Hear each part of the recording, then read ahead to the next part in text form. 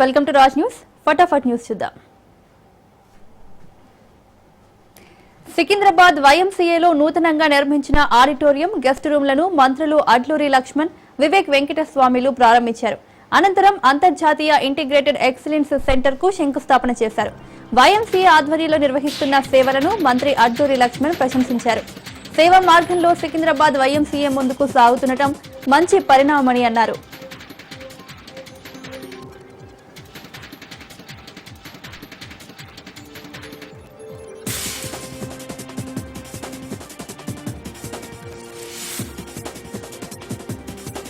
ప్రజల అవసరాలను దృష్టిలో ఉంచుకుని అందుకు అనుగుణంగా అభివృద్ధి పనులు చేపడుతున్నట్లు మాజీ మంత్రి సనత్ నగర్ ఎమ్మెల్యే తలసాని శ్రీనివాస్ యాదవ్ తెలిపారు.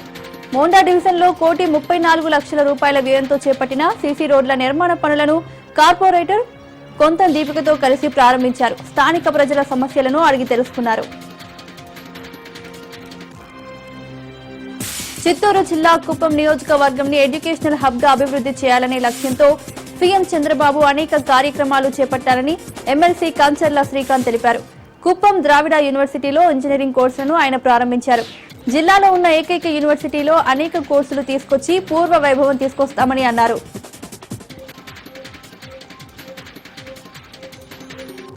తిరుపతి జిల్లా తిరుచానూరు శ్రీ పద్మావతి అమ్మవారిని కేంద్ర మంత్రి ఎస్పీ సింగ్ బఘేల్ కుటుంబ సమేతంగా దర్శించుకున్నారు. వారికి ఆలయం ఏఈఓ దేవరాజులు, సూపరింటెండెంట్ రమేష్, అర్చకులు ఆలయ మర్యాదలతో స్వాగతం పలికి దర్శన ఏర్పాట్లు చేశారు. అమ్మవారి కుంకుమార్చన సేవలో పాల్గొన్న వారికి ఆలయ అధికారులు అమ్మవారి తీర్థ ప్రసాదాలు అందజేశారు.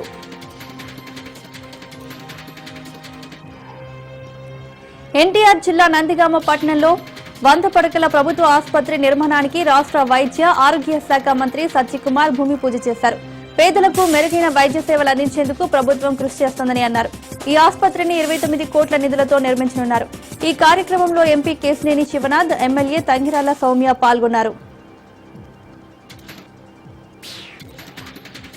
భద్రాద్రి కొత్తగూడెం జిల్లా బెండాలపాడులో నూతనంగా నిర్మించిన ఇందిరమ్మ ఇళ్ల గృహప్రవేశాలు చేసిన లబ్ధిదారులకు ఎమ్మెల్యే ఆదినారాయణ నూతన వస్త్రాలను అందజేశారు.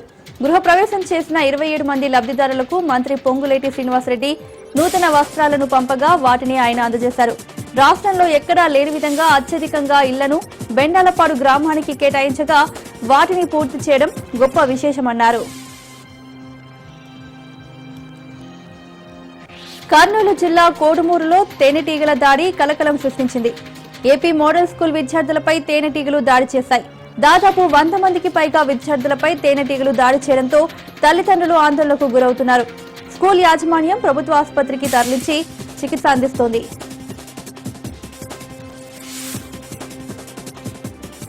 శ్రీకాకుళం జిల్లా పలాస రైల్వే స్టేషన్లో అనుమానాస్పదంగా తిరుగుతున్న దంపతులను పోలీసులు అదుపులోకి తీసుకున్నారు. వారి వద్ద ఉన్న 3 లగేజీ బ్యాగులను పరిశీలించగా 40 కిలోల గంజాయి పట్టుబడిందని జీఆర్పీసీఐ రవికుమార్ తెలిపారు. ఇద్దరిని విశాఖ కోర్టులో హాజరుపరుస్తామని తెలిపారు. ఈ మధ్యకాలంలో ఆంధ్ర, ఒరిస్సా బార్డర్ మండలాల్లో ఎక్కువగా ఈ గంజాయి కేసులు నమోదు కావడం కొంత ఆందోళన కలిగిస్తోందన్నారు. గంజాయి రవాణాను కట్టడి చేసేందుకు నిత్యం పోలీసు యంత్రాంగం పనిచేస్తోందని తెలిపారు.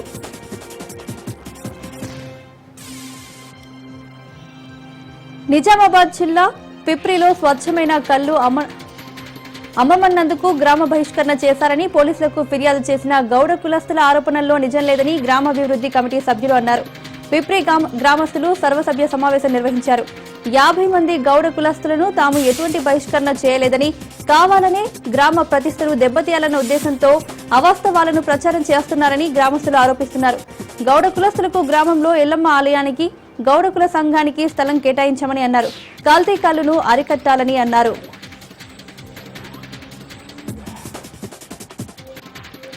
వరంగల్ జిల్లా రాయపర్తి మండలంలోని వివిధ గ్రామాల్లో 9 రోజుల పాటు బొడ్డెమ్మ వేడుకలు నిర్వహించేందుకు మహిళలు ఏర్పాట్లు చేశారు. ముఖ్యంగా తెలంగాణలో బొడ్డెమ్మ పండుగ ప్రకృతి పూజ మరియు సాంస్కృతిక ఐక్యతకు ప్రతీకగా నిలుస్తుంది. ఈ పండుగ ద్వారా స్త్రీలు తమ శక్తిని, సహనాన్ని, ప్రేమను, భక్తిని ప్రతిబింబిస్తారు. ఇది పచ్చని జీవన విధానానికి గుర్తుగా నిలుస్తుంది. హత్యకు గురైన రేణు అగర్వాల్ కుటుంబ సభ్యులను గోషామహల్ ఎమ్మెల్యే రాజా సింగ్ పరామర్శించారు. వేల సీసీ కెమెరాలు ఉన్నా నిందితులు ఎందుకు అరెస్టు కావడం లేదో అర్థం కావడం లేదన్నారు. తెలంగాణ పోలీసులు పెద్ద పెద్ద కేసులు సాల్వ్ చేస్తారని మంచి పేరు ఉందని, రేణు అగర్వాల్ ను హత్య చేసిన వారిని వెంటనే అరెస్టు చేసి ఉరితీయాలన్నారు.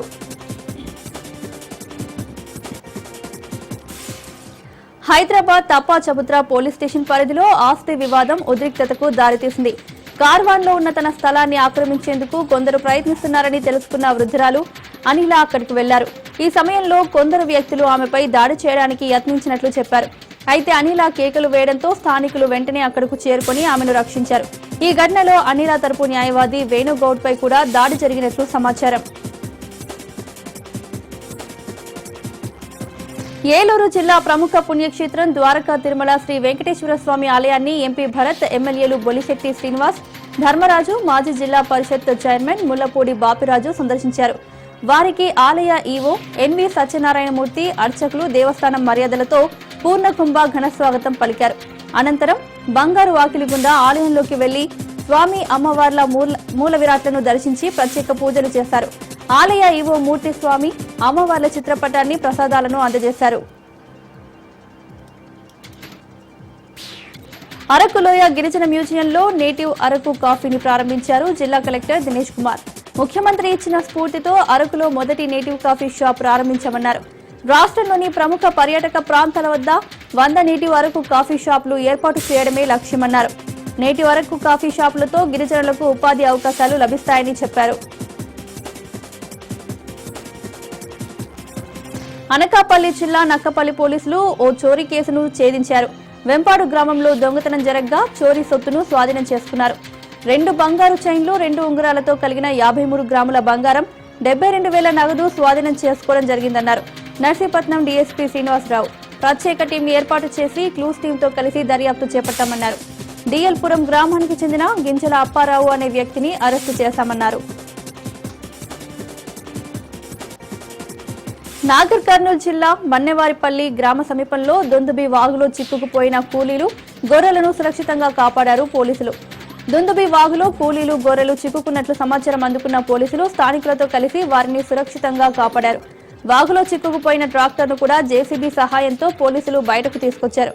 వాగు ఉధృతంగా ప్రవహిస్తున్నందున ఎవరు కూడా వాగు దాటే సాహసం చేయవద్దని పోలీసులు సూచించారు.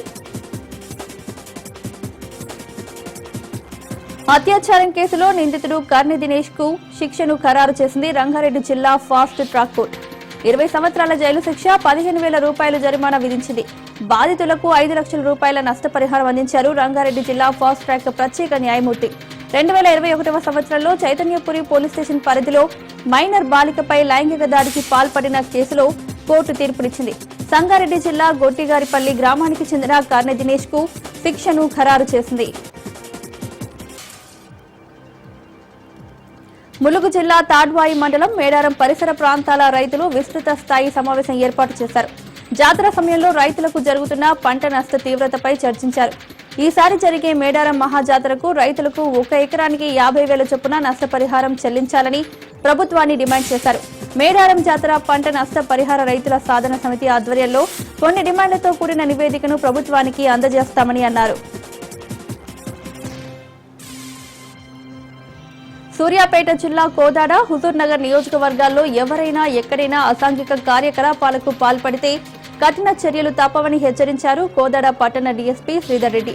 ఆంధ్ర తెలంగాణ సరిహద్దు ప్రాంతమైన అంతర్రాష్ట్ర చెక్పోస్టు నుండి గాంజా, అక్రమ ఇసుక, పశువుల రవాణా లాంటి అక్రమాలకు పాల్పడిన వారు ఎంతటి వారైనా నాన్ బెయిలబుల్ కేసు నమోదు చేస్తామన్నారు. అసాంఘిక కార్యకలాపాలకు పాల్పడే వారిలో పోలీస్ లేదా ఇతర శాఖల వారైనా కఠిన చర్యలు తప్పవన్నారు. చిత్తూరు జిల్లా పొంగనూరులో అక్రమంగా తరలిస్తున్న ఎర్రచందనం దొంగలు పట్టుకున్నారు పోలీసులు. నేతిగుట్లపల్లి అటవీ ప్రాంతం వద్ద అనుమానాస్పదంగా ఆగి ఉన్న ఇన్నోవా వాహనానికి సంబంధించి పోలీసులకు సమాచారం ఇచ్చారు. ఘటనా స్థలానికి చేరుకున్న పోలీసులు తనిఖీ చేయగా కారులో అక్రమంగా తరలిస్తున్న ఎర్రచందనం దొంగలు బయటపడ్డాయి. కారుతో సహా 19 ఎర్రచందనం దొంగలు స్వాధీనం చేసుకుని ఒక వ్యక్తిని అరెస్ట్ చేశారు. 2 వ్యక్తులు పరారీలో ఉన్నట్లు పోలీసులు తెలిపారు.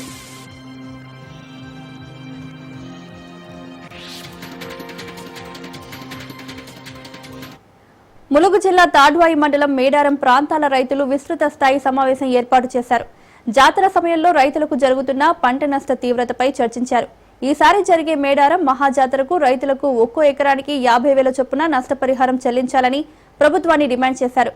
మేడారం జాతర పంట నష్ట పరిహార రైతుల సాధన సమితి ఆధ్వర్యంలో కొన్ని డిమాండ్లతో కూడిన నివేదికను ప్రభుత్వానికి అందజేస్తామన్నారు. ఇక మేడారంలో రైతుల సమావేశానికి సంబంధించి మరింత సమాచారం మా వరంగల్ ప్రతినిధి చంద్రశేఖర్ అందిస్తారు. జరిగే మేడారం మహాజాతరకైతే ప్రభుత్వాలు ఇక్కడ రైతుల భూములనైతే వాడుకుంటున్న పరిస్థితి. అనేక అవసరాల దృష్ట్యా మేడారం రైతులు కూడా ప్రభుత్వానికి సహకరిస్తున్నారు. అయినప్పటికీ ప్రభుత్వం నుంచి ఎలాంటి సహాయం అందట్లేదని రైతులు వాపోతున్న పరిస్థితి. ప్రస్తుతం సాధన సమితి రైతు సాధన సమితి పేరుతో ఇక్కడ సమావేశం నిర్వహిస్తున్నారు. ఆ రైతుల సమస్యలు పరిష్కరించాలి, ఇటు మేడారం రైతులకు కూడా నష్ట పరిహారాన్ని ఇవ్వాలనే డిమాండ్తో ముందుకు వెళ్తున్నారు. మనతో రైతు సమస్యల సాధన సమితి కమిటీ ఉన్నారు, వారిని అడిగి తెలుసుకుందాం. సార్ చెప్పండి, అసలుకి ఏ ఉద్దేశంతో మీరు ఇక్కడ సమావేశమయ్యారు? అసలు రైతుల సమస్యలు ఏంటి? నా పేరు రామసాయం శ్రీనివాస్ రెడ్డి. మేడారం జాతర పంట నష్టపరిహార సాధన సమితి గౌరవ అధ్యక్షునిగా ఉన్నాను. ఇక్కడ జాతర సమయంలో తీవ్రంగా నష్టం జరుగుతుంది. ఎట్లా అంటే, ఓ పక్క జాతర భక్తులు పడేసినటువంటి సీసాలు కానీ మాంసపు బొక్కలు కానీ అవి కుచ్చుకోవడం వల్ల, ఆ తర్వాత వ్యవసాయం చేసే క్రమంలో అవి కుచ్చుకోవడం వల్ల రైతులకు తీవ్రమైనటువంటి గాయాలైన సందర్భం ఉంటుంది. అలాగే పార్కింగ్ ప్లేస్ పేరుతోటి మొత్తం ఏదైతే వరాలు ఉన్నాయో వాటిని చెరిపేయడం జరుగుతుంది. చెరిపేసిన తర్వాత మళ్ళీ రైతు వేసుకోవాలంటే దాదాపు అవి గట్టిపడాలంటే 2 సంవత్సరాలు వేసే అవకాశం ఉంటుంది. 2 సంవత్సరాలకు మళ్ళీ దోసేస్తూ ఉంటారు. ఈ రకంగా రైతులు విపరీతమైనటువంటి శ్రమకు గురవుతారు. ఆ మేడారం జాతర తర్వాత జరిగేటటువంటి కాలుష్యం వల్ల విపరీతమైనటువంటి జ్వరాలకు గురవుతా ఉన్నారు.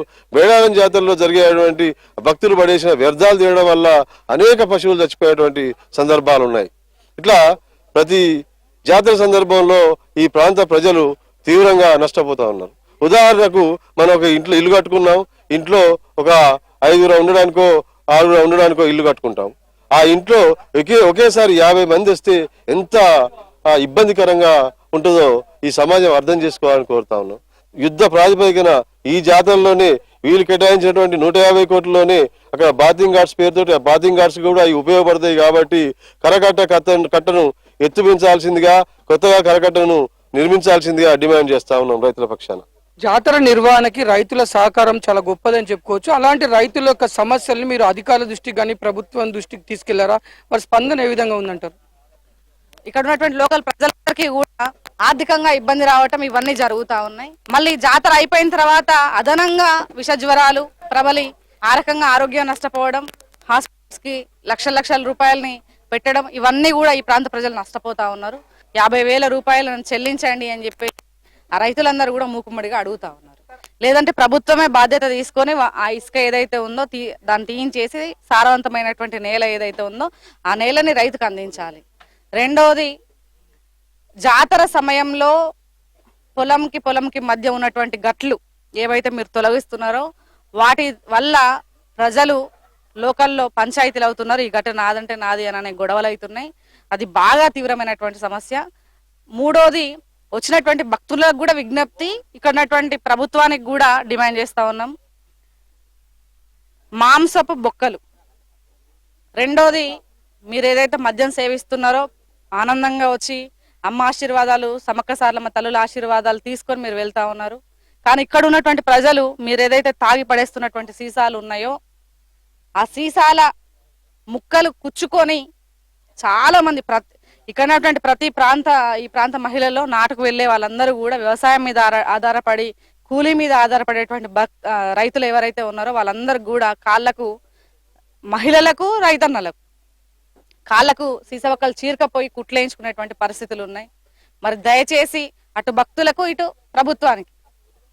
ప్రభుత్వాన్ని మేము డిమాండ్ చేస్తా ఉన్నాం. ఈ ఏదైతే 100 మీటర్లకు ఒకటి, లేకపోతే ఇక్కడ ప్రత్యేకంగా సిబ్బందిని పెట్టించి భక్తులు ఏదైతే చేసి వెళ్తారో వ్యర్థాలను ఇక్కడ వదిలి వెళ్తారో వాటన్నిటిని కూడా సేకరించి వాటిని ప్రత్యేకమైనటువంటి ప్లేస్లలో వేయాలని చెప్పేసి మేము డిమాండ్ చేస్తాం. ఇటు న్యాయమైన రైతుల డిమాండ్ మాత్రం పరిష్కరించడంలో కొంత విఫలం అవుతున్నాయి. ఎందుకంటే రైతులు భూములు సహకరించడం వల్లనే వారు పంట వేసుకోకుండా నష్టపోతూ జాతర నిర్వహణకు సహకరిస్తున్నప్పటికీ ప్రభుత్వాలు రైతుల సమస్య పట్ల, రైతుల కష్టాల పైన అయితే చిత్తశుద్ధి లేదనే చెప్తున్నారు. ఇప్పటికైనా అధికార పార్టీ నాయకులు రైతుల యొక్క సమస్యలు పరిష్కరించి రైతులకు న్యాయమైన డిమాండ్ ఇటు పంట నష్ట పరిహారం ఇవ్వాలని చెప్పేసి రైతు సాధన సమితి అయితే కోరుకుంటున్నారు. కెమెరామెన్ ఫిరోజ్ తో చంద్రశేఖర్, రాజ్ న్యూస్. నాణ్యత, దృఢ నిశ్చయం, సమాజ సేవ అనే 3 సూత్రాలను ఆచరిస్తూ విద్యారంగంలో కొత్త దారులు చూపుతోంది జీకోడ్ ప్రైవేట్ లిమిటెడ్ అనే ఎడ్యుటెక్ కంపెనీ. విద్యార్థుల భవిష్యత్తు కోసం స్కూల్స్ లో స్కిల్స్ ఓరియంటెడ్ ప్రోగ్రామ్స్ ప్రారంభించి నగరాల్లో లభించే విద్యను గ్రామీణ, పట్టణ ప్రాంత విద్యార్థులకు అందిస్తున్నారు లక్ష్మణరావు గౌరిశెట్టి. భవిష్యత్ నైపుణ్యాల కోసం కోడింగ్ కారావాన్ అనే కార్యక్రమం ద్వారా coding, AI, robotics, cyber security వంటి స్కిల్స్ నేర్పిస్తున్నారు. 100 మందికి పైగా యువతకు ఉపాధి కల్పించారు. తను నిర్వహిస్తున్న గీతం స్కూల్ నందు స్కూల్ స్థాయిలో హ్యాకథాన్ నిర్వహించి రాష్ట్ర స్థాయిలో గుర్తింపు పొందారు. విద్య అంటే గీతం, స్కిల్స్ అంటే జీకోడ్ అనేలా ఆయన గుర్తింపు పొందారు. డిప్యూటీ సీఎం పవన్ కళ్యాణ్ చేతుల మీదుగా ప్రశంస కూడా అందుకున్నారు.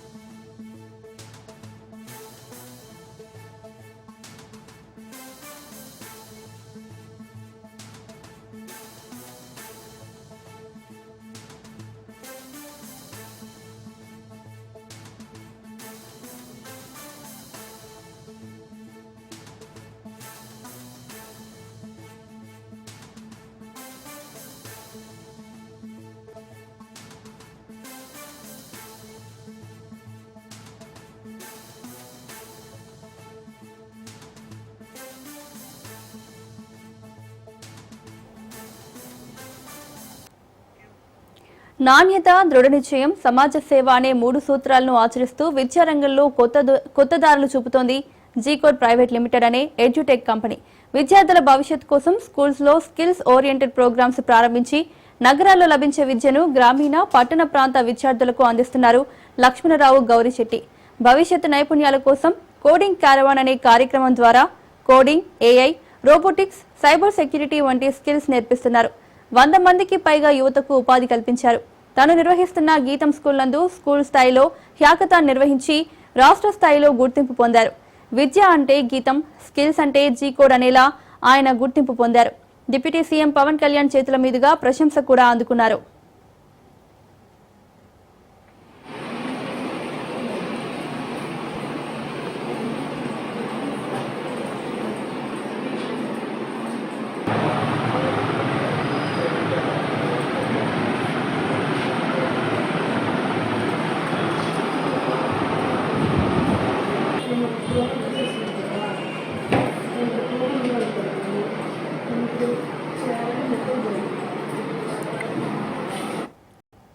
మంత్రి జూపల్లి కృష్ణారావు నిన్న ఒక మాట, ఇవాళ ఒక మాట మాట్లాడుతున్నారు.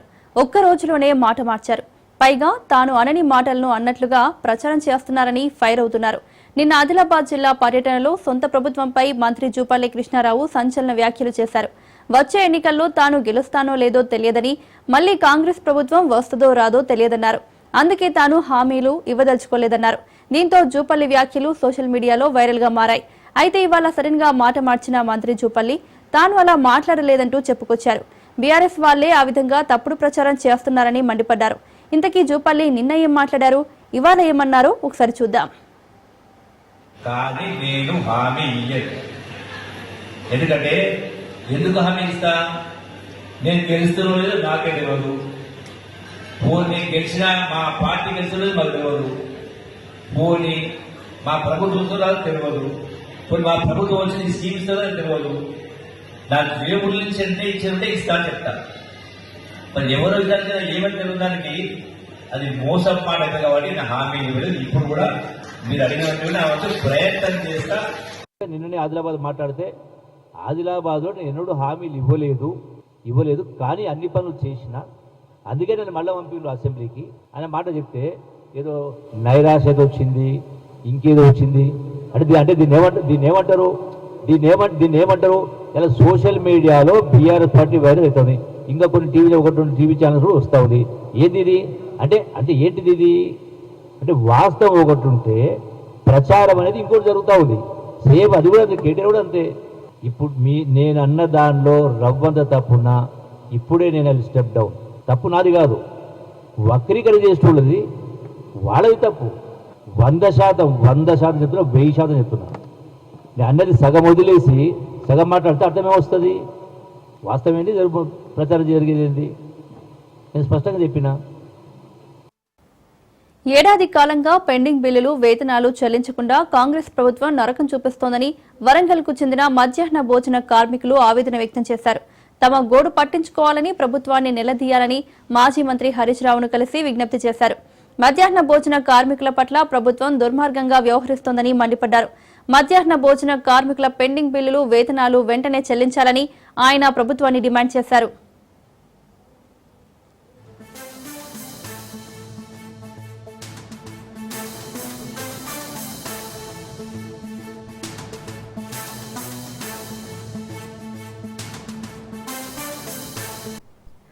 కాంగ్రెస్ పై బీఆర్ఎస్ ఎమ్మెల్సీ దాసోజు శ్రవణ్ ఆగ్రహం వ్యక్తం చేశారు. విద్యార్థులను ఈ సర్కార్ ఇబ్బందులకు గురి చేస్తోందన్నారు. కాంగ్రెస్ విద్యార్థులను మోసం చేసిందని ఆరోపించారు. చేస్తేనే నీకు మానవత్వం ఉన్నట్టు రేవంత్ రెడ్డి గారు నాకు తెలిసింది. Please call for a debate. నేనేమంటున్నా, పొన్నం ప్రభాకర్ గారిని పిలవండి. ఈ జడ్జిమెంట్ కాపీ ముందు పెట్టుకుందాం, ప్రెస్ క్లబ్లో కూర్చుందాం. మా రవణ్ వస్తాడు, ఇక మా గెల్లు వస్తాడు, మొత్తం మా తుంగబాలు మా మేమంతా వస్తాం. పొన్నం ప్రభాకర్ గారిని రమ్మని చెప్పండి. ఇందులో కనుక ఈ ఆరోపణలు తప్పు అని చెప్పని కనుక మేము మాట్లాడుతున్నటువంటిది కోర్టు జడ్జిమెంట్ తప్పు అని అంటే ముక్కు నెలకు రాసి వెళ్ళిపోతాం. లేదు అంటే మీరు పరీక్ష క్యాన్సిల్ చేయండి. మీరు చదవండి, చదివి మీకు నిజంగానే కనుక మనసు ఒప్పితే ఇక మీ ఇష్టం వచ్చినట్టు ఛాలెంజ్ చేయండి హైకోర్టులలో, సుప్రీంకోర్టులలో. మేము అందుకే ఈ ప్రభుత్వానికి డిమాండ్ చేస్తూ ఉన్నాము, ఈ మొత్తం వ్యవహారం పైన ఒక జ్యుడిషియల్ ఎంక్వైరీ జరగాల. It is not an isolated incident. ఒక రాజ్యాంగబద్ధమైన సంస్థ నేతృత్వంలో జరిగినటువంటి ఒక ఘోరమైనటువంటి ఒక తప్పిదము. ఇంత పెద్ద ఎత్తున 3 కోట్ల రూపాయలు 4 కోట్ల రూపాయలకు ఉద్యోగాలు అమ్ముకుంటున్నారు అని చెప్పిన ఆరోపణలు వచ్చిన ధర్మిలా దీనిపైన జ్యుడిషియల్ ఎంక్వైరీ జరగాల. Opportunity for Revanth Reddy's government and TGPSC to rectify their mistakes. మొత్తం గ్రూప్ 1 ఎగ్జామ్ క్యాన్సిల్ చేసి రీకండక్ట్ చేయండి by cancelling GO 29. GO 55 restore చేయండి. జియో 29 వల్ల అది దుర్మార్గం అనేది entirety by restoring GO. YCP కీలక నేత సజ్జల రామకృష్ణారెడ్డి కీలక వ్యాఖ్యలు చేశారు.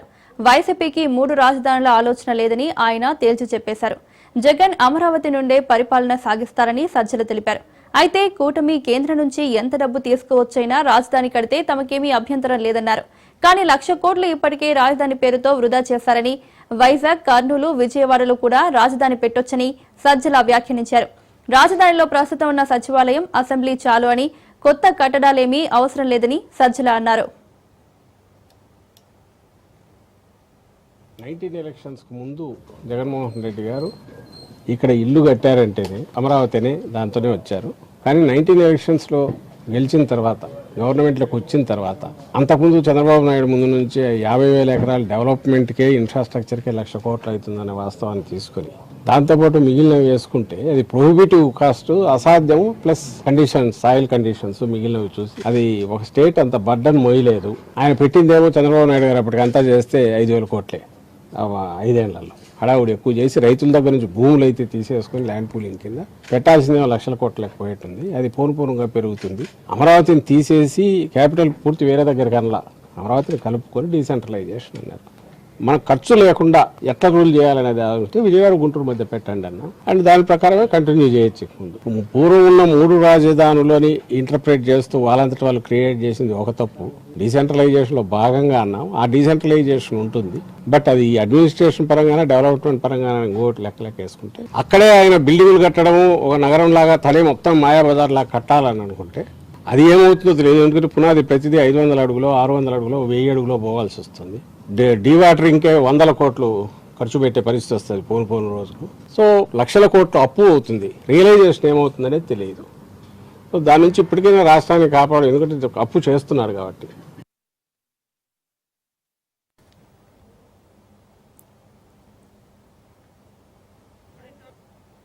మహబూబాబాద్ జిల్లాలో సైబర్ క్రైమ్ నేరాలు రోజురోజుకు పెరిగిపోతున్నాయి. బరి తెగించిన నేరగాళ్లు నేరుగా మహబూబాబాద్ జిల్లా కలెక్టర్ ఆద్వత్ కుమార్ సింగ్ పేరిట గుర్తు తెలియని వ్యక్తులు వాట్సాప్ గ్రూప్ ను ఏర్పాటు చేశారు.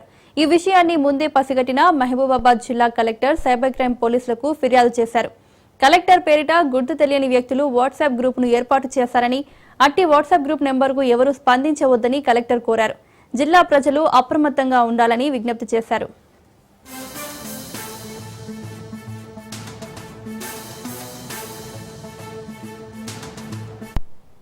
అక్రమ క్వారీ బ్లాస్టింగ్లతో పంట పొలాలు నాశనమవుతున్నాయని పెద్దపల్లి జిల్లా బోంపల్లి మండలంలో రైతులు ఆందోళన నిర్వహించారు. అక్రమ బ్లాస్టింగ్స్ పై చర్యలు తీసుకోవాలని అధికారులను వేడుకుంటున్నా ఫలితం లేదని వాపోతూ న్యాయం కోసం బోంపల్లి గ్రామ రైతులు రాజీవ్ రహదారిపై బైఠాయించి నిరసన వ్యక్తం చేశారు. రైతుల ధర్నాతో ధర్మారం పెద్దపల్లి రహదారిపై ట్రాఫిక్ ఇబ్బందులు ఏర్పడ్డాయి. అక్రమ క్వారీల పేలుళ్ల నుంచి పంట పొలాలను కాపాడాలని రైతులు విజ్ఞప్తి చేశారు.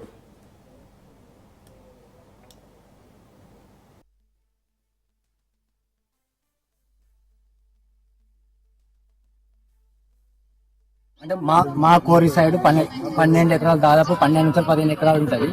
అది బ్లాస్టింగ్ చేయడం ద్వారా ఈ పొలం అంతా నష్టం అవుతుంది. మాకు కావాల్సింది ఏంటి, అది బ్లాస్టింగ్ బంద్ చేయండి. లేదు, రెండో ఆప్షన్ ఏంటిదంటే మా భూమి ఎంత ఉన్నది, మా బావి ఉన్నది, మా భూమి ఎంత ఉన్నదో అంత కనార్తి నుంచి వెళ్ళి పెద్దపల్లికి పోయి కావాలా, మా రోడ్డుకి ఎంత ఉన్నదో మాకు అంత కావాల్సిన భూమి అది కావాలని కోరుకుంటాం. గవర్నమెంట్కి అయినా వాళ్ళు కూడా మాకు బతుకుతారు లేదా అంటారు. మేమెందుకు మరి అది తీసుకోవాలని కూడా మేము అది కూడా చెప్తున్నాం. మేము వాళ్ళని అయితే బతకద్దు, ఈ ఊర్లో మీరు ఉండొద్దని మేము చెప్పేసి మేము మాట్లాడతాం. అందరం మాకు రైతులు ఎందుకు నష్టపోవాలి, వాళ్ళు కూడా నష్టపోకండి, వాళ్ళు అది తీసుకొని నడిపించుకోండి. మాకు కావాల్సింది భూమి. మరి రేపు కాలంలో భూమి లేకపోతే మరి రైతు అనేటువంటి ఏడుంటారన్నా, రేపు తినే ఫుడ్ ఏడికి వెళ్ళొస్తారన్నా. మా డిమాండ్ అనేది అదన్నా, మాకు కావాల్సింది రెండు అడిగేది చెప్తే బంద్ చేయండి, లేదంటే మాకు కావాల్సిన భూమి మాకు కావాలి. ఇక్కడ క్వారీ అక్రమంగా జరుపుతున్నారు. దాని వల్ల దుమ్ము బండలు అన్ని మా పొలంలో పడుతున్నాయి. దీని వల్ల రైతులందరం కలిసి పోలీస్ స్టేషన్ కి వెళ్లి కలెక్టర్ ఆఫీస్ కి వెళ్లి సార్ కి అప్లికేషన్ ఇవ్వడం జరిగింది. మళ్ళీ ఎస్ఐ గారికి కూడా అప్లికేషన్ ఇవ్వడం జరిగింది. వచ్చి వాళ్ళు ఆపినా కూడా వాళ్ళ దంద వాళ్ళు నడిపిస్తున్నారు. వాళ్ళకి మేము వద్దని నోటిఫికేషన్ వచ్చినా కూడా వాళ్ళు ఏ పర్మిషన్ తీసుకొని వచ్చి వాళ్ళు జరుపుతున్నారు, మాకు చూపియా. రైతులను ఎందుకు ఇబ్బంది పెడుతున్నారు? మాకు అన్యాయం జరుగుతుంది, మాకు న్యాయం జరపాలి.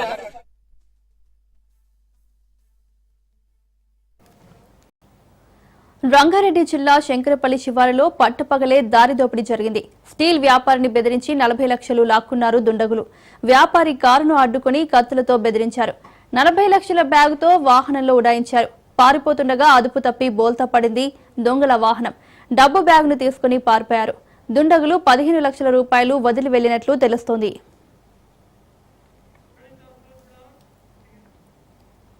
సిపి రాధాకృష్ణన్ ఉపరాష్ట్రపతిగా ప్రమాణ స్వీకారం చేశారు. రాధాకృష్ణన్తో రాష్ట్రపతి ద్రౌపది ముర్ము ప్రమాణ స్వీకారం చేయించారు. ప్రమాణ స్వీకార కార్యక్రమం రాష్ట్రపతి భవన్లో జరిగింది. కార్యక్రమానికి ప్రధాని మోడీతో పాటు కేంద్ర మంత్రులు, పలువురు ఎంపీలు, ఎన్డీఏల పక్షాల అధినేతలు, ముఖ్యమంత్రులు హాజరయ్యారు. That I will bear true faith and allegiance to the Constitution of India, to the Constitution of India, as by law established, as by law established, and that I will faithfully discharge the duty and that I will faithfully discharge the duty upon which I am about to enter. Congratulations.